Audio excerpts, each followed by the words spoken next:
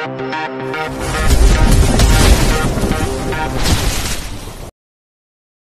81-83. Om Presdir terpikat gadis miskin. 3 bulan kemudian, sosok wanita dengan paras cantik dan juga tinggi keluar dari mobil mewah yang terparkir di depan perusahaan Pratama Group. Dia berlenggang masuk menuju perusahaan dengan berlenggak-lenggok. Wanita itu berjalan mantap, sekaligus rambut yang terurai panjang bergelombang berwarna hitam terkibas oleh angin dengan pakaian seksi dan kacamata hitam bertengger di matanya. Sepasang mata menatap kagum dan terpaku saat wanita itu berada dalam lobi dan menuju resepsionis. Dengan mantap membuka kacamatanya yang terpasang, memberikan kesan mata yang indah dipandang oleh semua orang.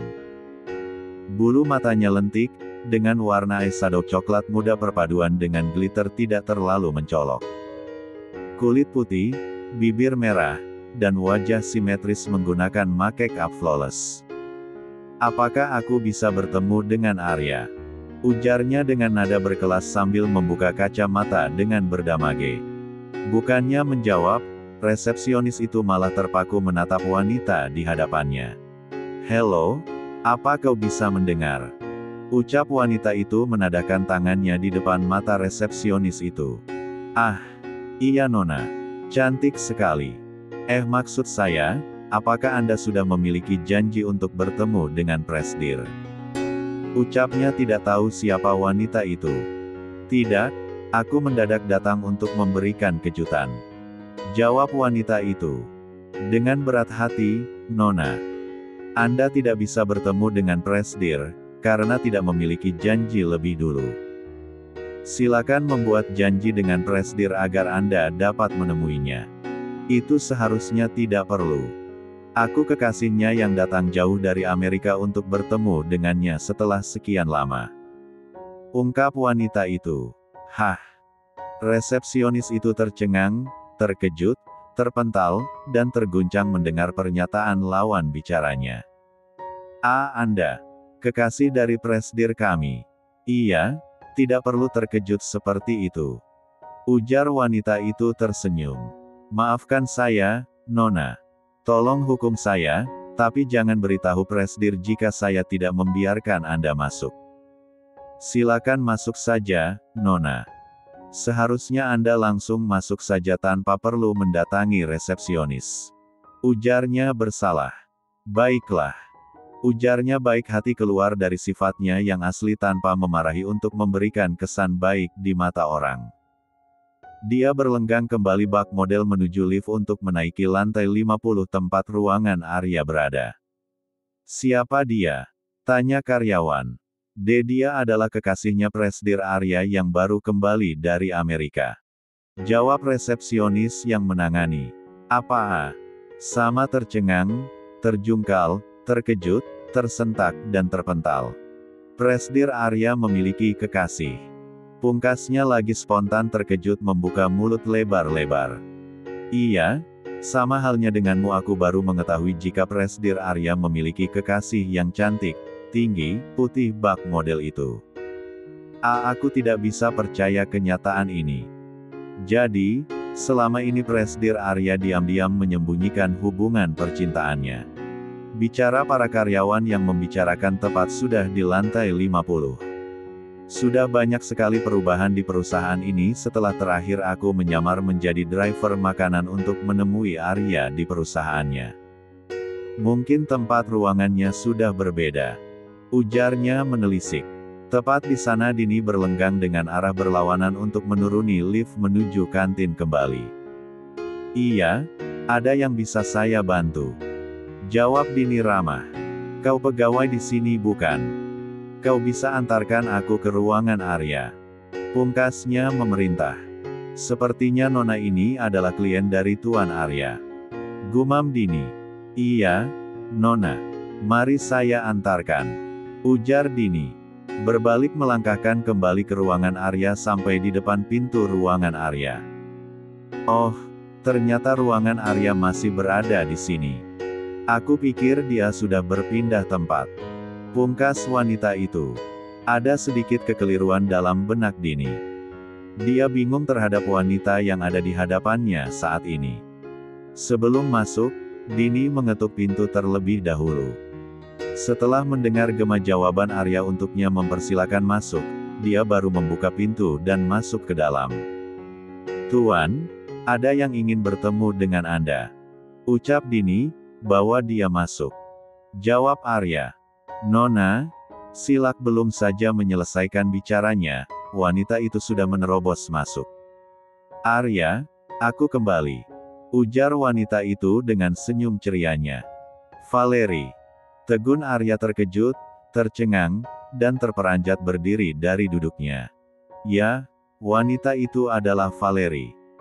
Yang tidak lain tidak bukan merupakan kekasih Arya, namun sempat mengakhiri hubungan mereka secara sepihak oleh Valeri, yang mengatakan ingin fokus mengejar impian karir menjadi model di luar negeri. Dan hari ini dengan secara tiba-tiba dan sudah pergi hampir 8 bulan, dia berdiri dengan tersenyum memperlihatkan gigi rapi dan putihnya kepada Arya. Dan bisa dikatakan seharusnya Valeri adalah mantan kekasih Arya. Siapa yang menyangka, Arya benar-benar terkejut melihat sosok wanita yang ia cintai dan sempat pergi ada di hadapannya saat ini. "Surprise. Aku sudah menduga kau akan terkejut melihat kedatanganku seperti ini," ujar Valeri menghampiri Arya. Kau benar, Valeri," ucap Arya tanpa ekspresi yang tidak mudah dimengerti. Dini menyaksikan momen itu tepat menggunakan kedua matanya. Dia benar-benar tidak mengerti dengan situasi kondisi di sana. Valeri menghampiri Arya lebih dekat untuk seperti biasa melepaskan kerinduan dengan ingin memeluknya. "Aku rindu padamu," bisik Valeri tepat di telinga Arya saat memeluknya. Dini benar-benar melihat pemandangan itu dengan jelas, di mana antara pria dan wanita yang tidak dia kenal sedang memeluk suaminya yang tidak mengakuinya sebagai istri. Dengan berat Dini memutarkan badannya untuk meninggalkan ruangan itu. Arya sudah berkeringat dingin saat kulitnya saling bertemu dengan kulit Valeri yang memeluk dirinya. Sejak dari tadi ia menahan kesakitan dengan mengontrol gemetar yang berlebih agar Valeri tidak curiga. "Tunggu. Kau tetaplah di sini," teriak Arya pada Dini, sampai Dini menghentikan langkahnya. Valeri yang belum mengerti Arya berbicara pada siapa, melepaskan pelukannya dan menatap Arya dengan lekat. "Kepada siapa kau berbicara, Arya?" tanya Valeri menginterogasi dan melepaskan pelukannya. Arya berhamburan dengan cepat pergi mendekati Dini, dengan kesakitannya yang masih bergemetar hebat menahan sakit di kepala dan sekujur tubuhnya. Dia dengan tanpa berpikir apapun, langsung memegang tangan Dini dan sangat memegangi tangannya kuat, sampai terhantar kegemetaran Arya pada sekujur tubuh Dini. "Aku ingin kau tetap ada di sini," bisik Arya pada Dini tanpa terdengar oleh Valeri. Valeri benar-benar bingung dengan pemandangan Arya memegang tangan yang ia anggap pegawainya erat seperti itu di hadapannya. "Dia adalah pegawaimu. Kenapa kau memegang tangannya seperti itu di hadapanku?" pungkas Valeri kecewa dengan mengernyitkan dahinya. "Apa yang terjadi dengan Tuan? Kenapa tubuhnya bergetar hebat seperti ini dan Nona ini, siapa dia?" Gumam Dini bingung dengan lekat memandangi tangannya yang sedang digenggam erat oleh Arya. Dini juga menatap Arya dengan terlihat setiap butiran keringat di keningnya dengan dada yang kembang kempis dengan cepat, seolah ia kelelahan setelah selesai berolahraga. Bab 82. Dini juga menatap Arya dengan terlihat setiap butiran keringat di keningnya dengan dada yang kembang kempis dengan cepat, seolah ia kelelahan setelah selesai berolahraga. "Hei, kau wanita rendahan. Kenapa kau diam saja tidak mengelak saat atasanmu memegang tanganmu?" "Hah?" ucap Valeri tersulut emosi. Dini benar-benar bingung, ia tidak tahu bagaimana cara menjelaskan pada wanita yang sedang marah padanya. Ingin melepaskan genggaman itu namun, genggaman yang dilakukan Arya semakin kuat. Ada perasaan sedikit lega saat kesakitannya bisa terkontrol dengan baik saat Arya memegang tangan Dini. Ia beranggapan jika Dini adalah seorang wanita obat untuk kelainannya saat bereaksi dan sewaktu-waktu akan sembuh. Ah, iya. Aku memegangnya karena aku ingin mengeluarkan dia dari ruangan ini. Aku pikir aku harus mengusirnya agar dia tidak mengganggu kebersamaan kita. Ucap Arya. Dan apakah harus seperti itu? Kau bisa saja mengusirnya langsung dengan perintahmu. Dia adalah pegawaimu, aku yakin dia akan mematuhimu langsung sebagai atasannya. Ujar Valeri. Aku akan membawa dia keluar sekarang. Ujar Arya gugup mencari alasan agar terhindar dari Valeri karena kondisinya saat ini belum stabil sembuh dari kesakitannya. Baiklah, aku akan menunggu di sini. Jawab Valeri tanpa menyimpan curiga. Menjauh dari ruangannya, Arya membawa yang masih menggenggam tangan Dini menarik tangganya berjalan bergandengan entah kemana Arya ingin membawanya. Sampai di tempat yang sepi dan tidak mudah dijangkau seseorang. Hah, syukurlah. Aku bisa menjauh darinya. Ujar Arya menghela nafas kasar. Tuan, kau meninggalkan klien Tuan sendiri. Untuk apa kita berada di sini? Beliau pasti sudah menunggu. Kata Dini. Mata Arya menatap Dini dengan lekat tanpa berkedip. Namun, sedikit sayu menatapnya nanar. Wanita ini benar-benar polos atau memang seperti yang dikatakan orang lain karena kebaikan hatinya. Saat Valeri memelukku apakah tidak ada rasa cemburu dalam hatinya? Tidak apa yang kupikirkan, untuk apa dia cemburu? Siapa dia dan siapa aku baginya? Gumam Arya menepis. Dan tadi kenapa Tuan bergemetar hebat seperti itu? Apa Tuan sakit? Tanya Dini menelisik. Kenapa kau berani bertanya seperti itu padaku? Kau tidak berhak bertanya apapun mengenai diriku. Dan mengenai tadi jangan beritahu siapapun jika wanita tadi memelukku. Ancam Arya. Baik, Tuan. Saat ini aku tidak bisa kembali dengan keadaan seperti ini pada Valeri. Entah mengapa aku tidak bisa menahan sakit seperti dulu oleh sentuhannya. Apa karena keterbiasaanku yang sudah bisa menyentuh wanita yakni Dini tanpa kesakitan? Tuan, jika Anda masih ingin berada di sini silakan saja. Tapi saya harus kembali ke kantin untuk menyiapkan makan siang. Ujar Dini. Baiklah, pergi saja. Jawab Arya dingin. Arya ini pergi kemana? Kenapa dia lama sekali? Kesal Valeri menunggu Arya yang tidak kunjung datang. Maafkan aku, setelah membawa pegawaiku pergi. Ada panggilan alam yang harus menyegerakanku pergi ke toilet. Pungkas alasan Arya. Aku sudah sangat lama menanti bisa bertemu denganmu. Tapi saat datang, sepertinya kau menghindariku. Apa karena kau sudah memiliki pengganti setelah kepergianku? Tapi sekarang aku sudah kembali. Aku kembali untukmu Arya. Ujar Valeri. Kenapa kau mengatakan hal itu? Dari sejak dulu aku selalu menanti kau datang dengan tiba-tiba kembali padaku. Dan seperti yang aku lihat sekarang, kau berada di hadapanku saat ini. Arya, aku sangat merindukanmu. Kau tidak tahu bagaimana diriku di sana yang selalu memikirkanmu. Aku selalu berpikir dengan memutuskan hubungan kita secara sepihak, itu adalah kesalahan yang aku lakukan padamu. Aku tidak bisa berpikir bagaimana perasaanmu saat itu, pasti kau marah padaku. Tidak apa, itu tidak masalah bagiku. Sekarang coba ceritakan apa yang membuatmu kembali, apa kau hanya ingin menemuiku sebentar lalu kau pergi lagi? Pungkas Arya. Kau pasti akan senang mendengar aku tidak akan kembali ke Amerika untuk berkarir di sana. Aku pikir perkataanmu dulu benar. Sepertinya aku memang ditakdirkan untuk menikah denganmu. Dulu kau sempat mengatakan padaku untuk tidak perlu mengejar impianku dan menikah saja denganmu. Sekarang aku menerima tawaranmu yang tertunda itu agar kita bisa menikah. Dengan begitu bukankah kau mengatakan aku menjadi Nyonya Pratama yang tugasnya menghabisi uangmu? Maka dari itu apakah kau ingin memulai hubungan kita dari awal? Ujar Valeri di akhir kalimat dengan terkekeh. Seketika sekujur tubuh Arya menjadi panas dingin, dia tidak tahu harus bagaimana menanggapi pernyataan Valeri. Karena pada dasarnya tidak ada orang yang banyak mengetahui kenyataan Arya sudah menikah. Tidak mudah juga baginya saat ini untuk menikahi Valerie yang merupakan kekasihnya dari sejak dulu yang sangat ia cintai. Tentu saja aku ingin menjalin hubungan kembali denganmu. Walau bagaimanapun juga kau adalah wanita yang kucintai yang selalu kutunggu kembalinya dirimu padaku.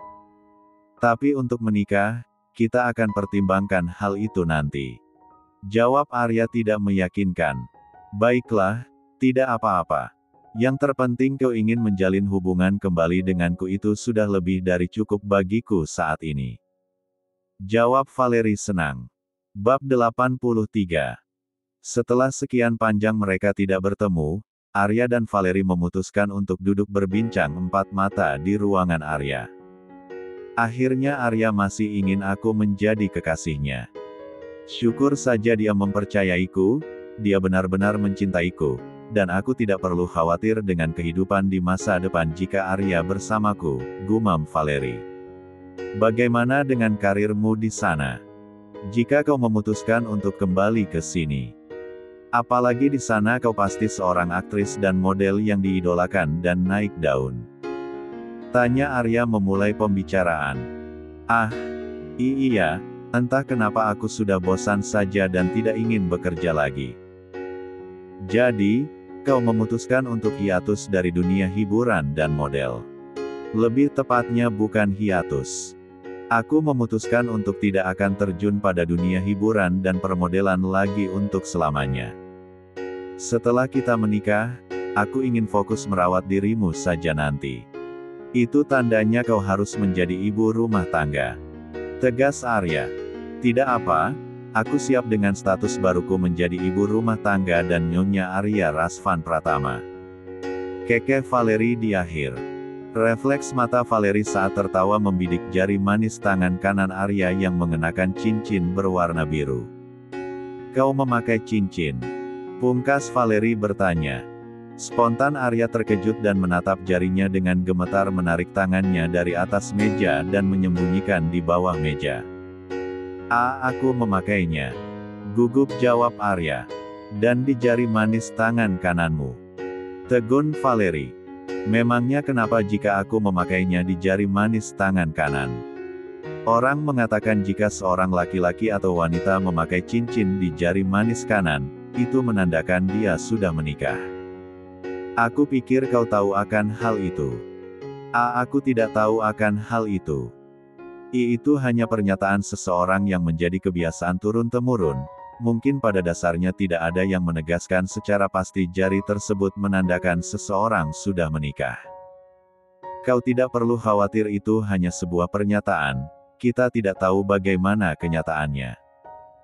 Kau juga tahu jika aku tidak menyukai hal yang terpaku atau menyangkut adat istiadat orang zaman dulu, menurutku itu pemikiran kuno. Seseorang bisa memakai cincin di jari mana saja. Ujar Arya dengan jelas dan tegas. Kau benar, seseorang bisa memakai cincin di jari mana saja. Maaf, aku sudah berprasangka buruk padamu. Aku pikir kau sudah menikah. Jawab Valerie. Tidak apa. Jawab Arya dengan sudah berkeringat dingin sambil menghindari kontak tatapan mata Valerie. Ini sudah pukul 12.30 waktunya untuk makan siang. Kau pasti belum makan setelah penerbangan menuju ke sini, alangkah baiknya kita makan di kantin. Bukankah kantin hanya menyediakan camilan dan roti saja? Ujar Valerie. Untuk sekarang tidak. Aku membuat kebijakan baru dengan membuat kantin menyediakan makan siang, untuk para karyawan agar aku tidak perlu memesan makan siang untuk semua orang pada restoran. Ucap Arya. Oh begitu, itu sangat bagus sekali. Kau pemimpin yang bijak agar yang lain tidak perlu jauh-jauh memikirkan makan siang jika driver makanan datang terlambat karena ada kendala. Jika lapar, kalian hanya tinggal datang ke kantin yang sudah menyiapkan makan kalian. Pungkas Valerie. Iya, jika begitu kita pergi sekarang. Ujar Arya mendahului Valerie karena takut jika Valerie menggandeng dirinya. Belum saja hampir dari jam makan siang, kursi dan meja kantin itu sudah dipenuhi dengan para karyawan yang makan siang. Suasana prasmanan pun sangat ramai berebut antrian untuk mendapat makanan yang disediakan. Dan saat Arya datang, suasananya lebih menjadi tertib. Dini dan Busani kewalahan harus menyajikan makanan tersebut pada piring antrian karyawan yang ricuh tidak sabar. Selain suasana ribut, semua orang yang ada di sana memperhatikan wanita yang berada di samping Arya. Valerie menjadi pusat perhatian semua orang karena paras kecantikan, tubuh ramping dan tinggi badannya.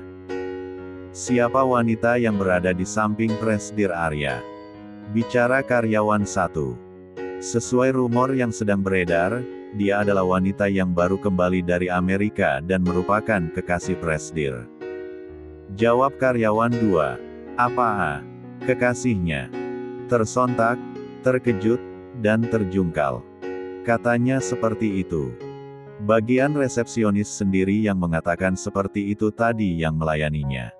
Karyawan 2. Ini benar-benar kabar yang mengejutkan, diam-diam Presdir kita sudah memiliki kekasih.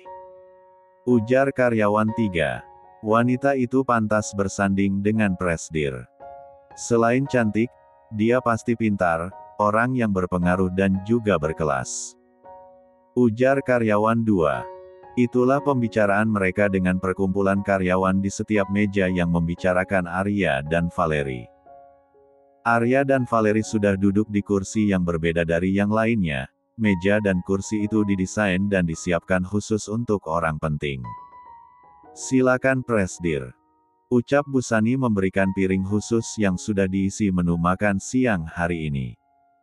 Mata Arya tidak begitu fokus menatap Busani, matanya menelisik ke sana kemari mencari kehadiran Dini yang tidak ada di kantin dan entah berada di mana. Ini, Nona. Silakan dinikmati.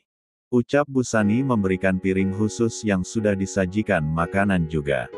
Terima kasih. Jawab Valerie sambil tersenyum dan setelah memberikan makan siang pada mereka, Busani kembali ke posisinya. Arya, kau mencari apa?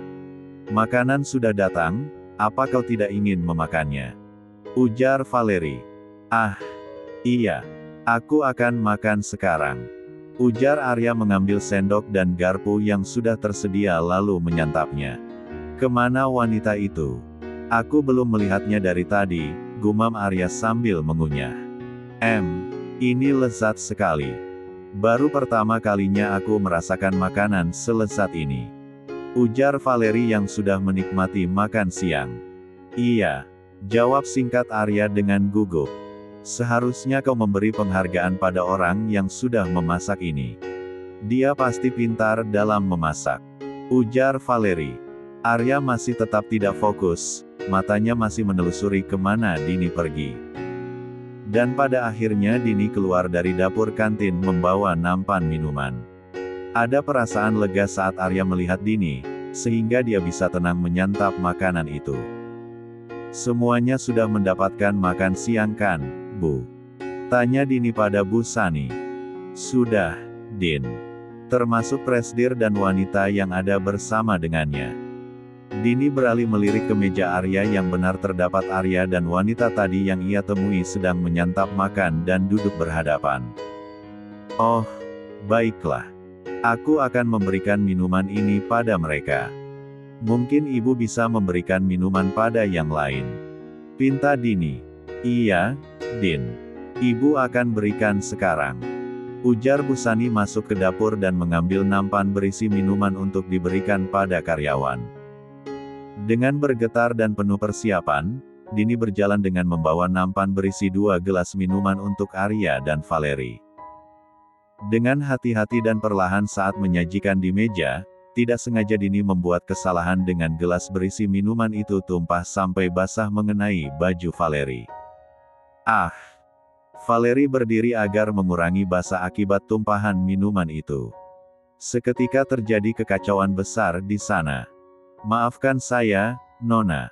Saya tidak sengaja, tolong maafkan saya. Ujar Dini begitu bergemetar merasa bersalah. Saatnya Arya mengambil tindakan dengan memaki Dini. Apa kau tidak bisa bekerja dengan benar? Hah? Kau terus membuat kekacauan. Dan sekarang kau menumpahkan minuman itu sampai mengenai Valeri. Bisakah sehari saja untuk bekerja dengan benar? Marah Arya yang sudah mendarah daging. Maafkan saya, Tuan. Saya tidak sengaja. Jawab Dini menunduk. Arya, sudahlah jangan memarahi dia. Kesalahan ini bukan terletak pada dirinya, dia sendiri sudah mengatakan bahwa dia tidak sengaja.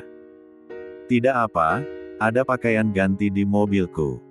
Aku akan mengganti pakaian nanti. Ujar Valeri. Sekarang juga kau bersihkan meja ini. Hardik Arya memerintah. Baik, Presdir. Jawab Dini gemetar. Setelah terjadi kekacauan itu, Arya menjadi malas untuk melanjutkan makan siangnya lagi. Diikuti Valeri, mereka pergi meninggalkan kantin.